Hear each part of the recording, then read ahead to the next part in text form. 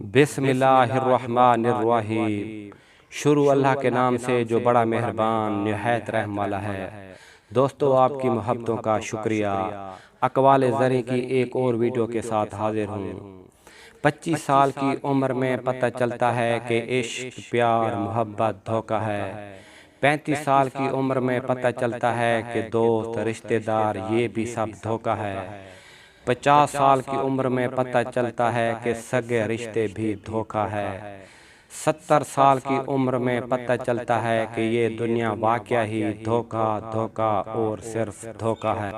अल्लाह ताला ने नसीहत करते हुए अरशाद फरमाया है, ऐ लोगो, बेशक अल्लाह ताला का वादा सच्चा है।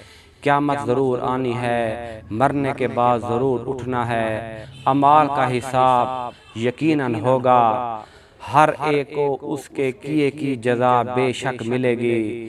तो हरगिज़ ये दुनिया की ज़िंदगी तुम्हें धोखा न दे कि इसकी लज़्ज़तों में मशगूल होकर तुम आखिरत को भूल जाओ।